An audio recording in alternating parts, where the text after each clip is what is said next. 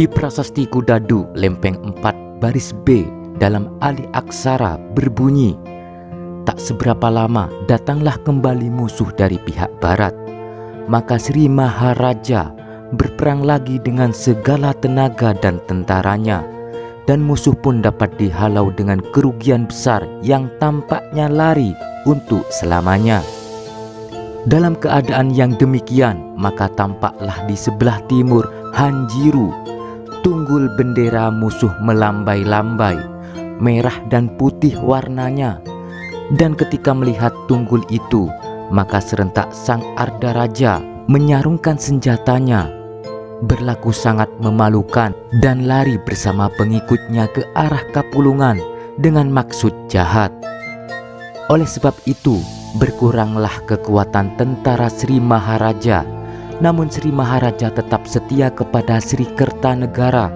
Itulah sebabnya Sri Maharaja tetap tinggal di Rapucarat, dan setelah itu melanjutkan perjalanan ke arah utara menuju ke Pamuatan di seberang sungai. Di pihak Sri Maharaja pada waktu itu masih tertinggal kira-kira 600 orang.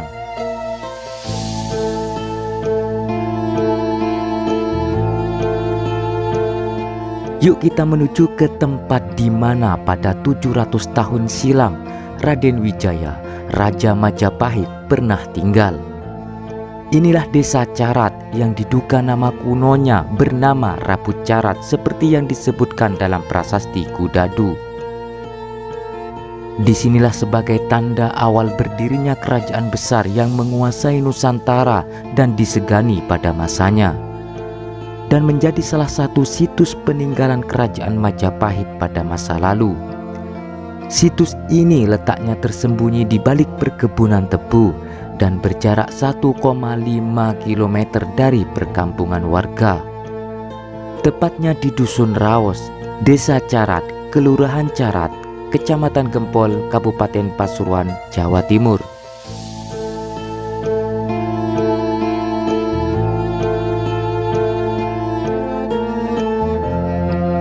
Situs Raos Pacinan, atau warga setempat lebih sering menyebutnya dengan nama Recoan, yang memiliki arti arca. Ketika memasuki area situs ini, kita akan mendapati dua arca dwarapala yang berada kurang lebih 3 meter di bawah permukaan tanah. Dalam catatan Hadi Sidomulyo dalam buku Napak Tilas Empu Prapanca, diceritakan bahwa di wilayah Carat yang terdapat peninggalan sepasang arca dwarapala di area ladang tebu. Kedua arca menghadap ke barat dan posisinya berada di atas pondasi dari batu bata yang terpendam.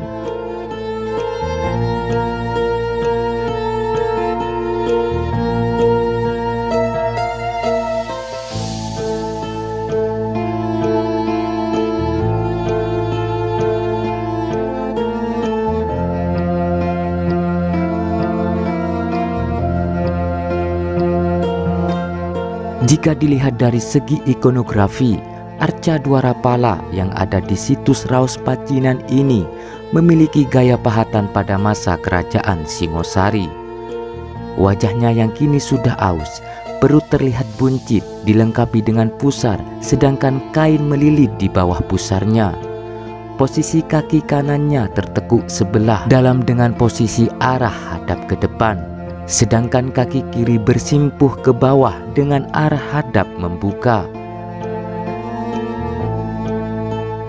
Pada arca sebelah kiri secara keseluruhan hampir sama dengan arca pada sebelah kanan.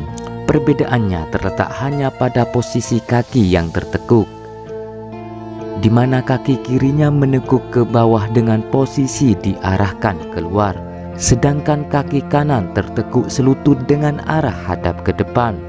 Tangan kiri memegang ujung gada yang menyerong mengikuti arah kaki, sedangkan tangan kanan justru berbeda posisi dengan arca di sebelah kanan. Hal ini dikarenakan 5 jarinya dalam posisi jari telunjuk dan jari tengahnya ke atas, sedang yang lain tertekuk ke bawah, sehingga mengesankan seperti tanda kemenangan. Posisi tangan yang tidak simetris ini merupakan khas arca dwarapala Singosari.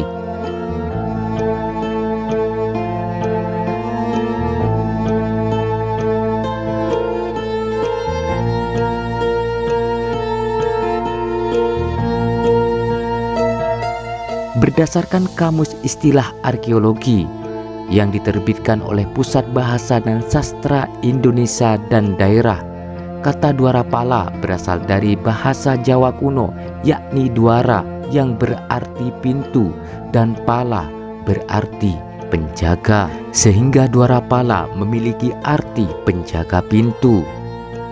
Menurut cerita yang beredar di masyarakat setempat, serta beberapa ahli memperkirakan bahwa kemungkinan situs ini adalah gerbang pelabuhan dan pangkalan militer kerajaan Majapahit.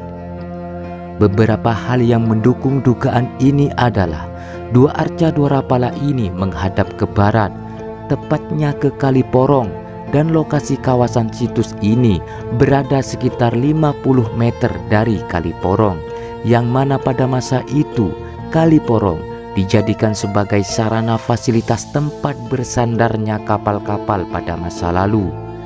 Dan situs ini diperkirakan menjadi titik perkumpulan beberapa kerajaan untuk sekedar singgah atau berbincang temu. Berdasarkan cerita yang berkembang, situs Raus Pacinan ini diduga merupakan salah satu gerbang masuk ke wilayah kantor persekutuan dua pasukan aliansi antara Majapahit dan tentara Mongol sebelum melakukan serangan balasan kepada kerajaan Gelang-Gelang di Kediri.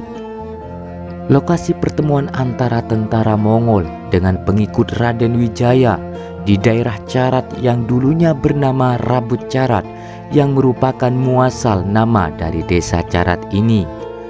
Desa Carat berasal dari sebuah nama lama yang dicantumkan dalam Prasasti Gunung Butak atau Prasasti Kudadu tahun 1294 Masehi, di mana di dalam cerita tersebut diterangkan bahwa setelah mengalahkan tentara pemberontak Gelang-Gelang di Kediri, di Kedung Peluk dan Kapulungan, pada saat itulah Raden Wijaya menghadapi kemenangan terakhirnya di Rabut Carat.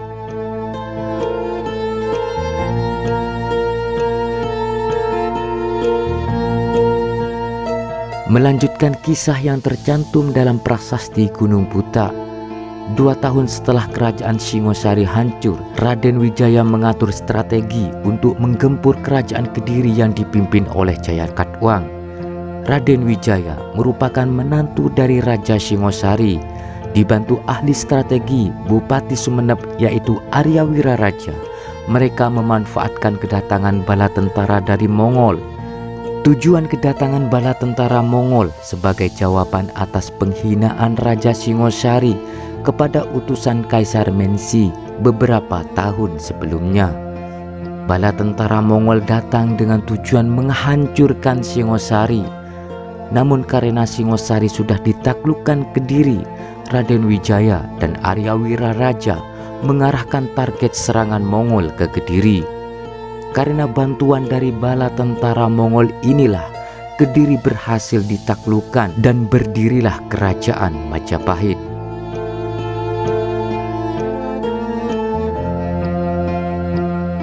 Kemajuan suatu bangsa tidak lepas dari sejarah bangsa tersebut, dan bangsa yang besar adalah bangsa yang menghargai sejarah bangsanya, dengan karyanya menjadi contoh dalam pengembangan segala aspek kehidupan masyarakat. Salam budaya Nusantara, tinggalkan perselisihan, sambung persaudaraan. Rahayu.